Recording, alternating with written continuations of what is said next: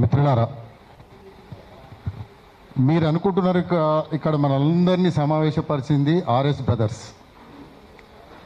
RS brothers అంటే మీ అందరికీ తెలిసిపోయింది కదా, ఇక్కడ రేవంత్ రెడ్డి, సంజయ్. అయితే చాలామందికి ఇక్కడ తెలియదు. మా పాపం మా రఘు అమాయకుడు, ఇందాక మా సంధ్యక్క కూడా అమాయకురాలే.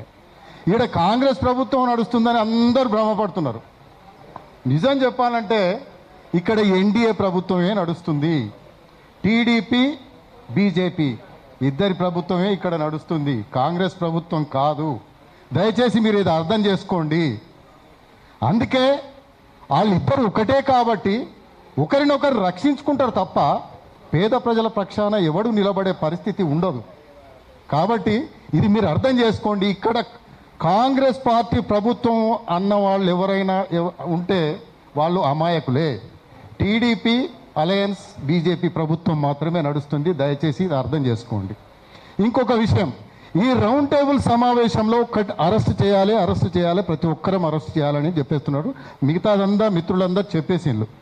దయచేసి భవిష్యత్ కార్యాచరణ ప్రకటించండి.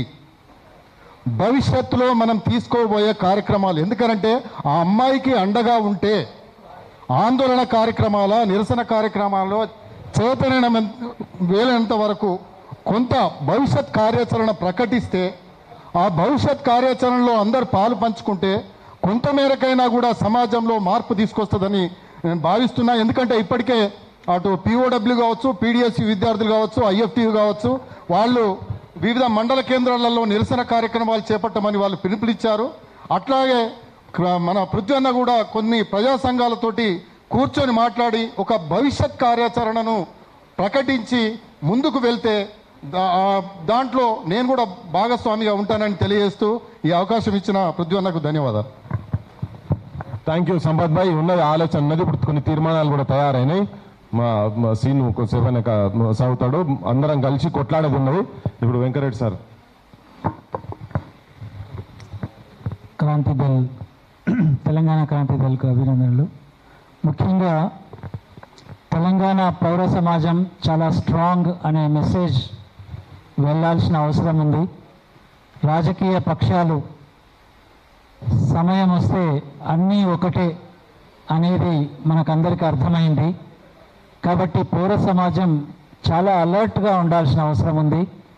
ముఖ్యంగా తెలంగాణ ఒక స్ఫూర్తి, ఒక సోయి ఉన్న మనమందరం రాజకీయాలకు అతీతంగా న్యాయం వైపు ఉండాల్సిన అవసరం ఉంది. న్యాయం వైపు ప్రజలే ఉండాలి. పాలకులు ఉంటారని భ్రమలో ఉండకుండా ఉంటే బెటరు. ఎందుకంటే ఈ రోజుల్లో మనము న్యాయం దొరుకుతుందనేది ఈరోజు ఇప్పుడే మిత్రులు చెప్పారు. కోర్టులో ఏమవుతుంది, సర్టిఫికేట్లు ఏమవుతున్నాయి. నార్మల్ పీపుల్ ప్రతి జిల్లాలో జైళ్ళల్లో పోక్సో కేసులో ఫస్ట్ చేసేది డేట్ ఆఫ్ బర్త్ సర్టిఫికేట్ తీసుకుంటారు. కేసు రాగానే అమ్మాయిది తీసుకొని వెంటనే కార్యాచరణకు పూనుకుంటారు. ఇది ఎంత పెద్దవారైనా వదలడానికి వీలు లేదనే మెసేజ్ ఈ ఫోరం ద్వారా వెళ్ళాలి.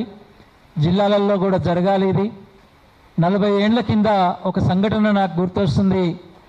నల్లకుంటలో ఒక అత్యాచారం జరిగింది రిక్షా కార్మిక కుటుంబం మీద. ఎంటైర్ ఆంధ్రప్రదేశ్ భగ్గుమన్నది.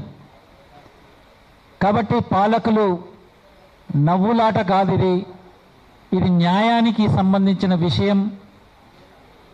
సామాన్యులకు న్యాయం జరగడమే ఒక పెద్ద పోరాటం. ఈ పోరాటంలో మీతో సామాజిక కార్యకర్తలుగా మేము ఉంటామని చెప్తూ ముగిస్తున్నాం.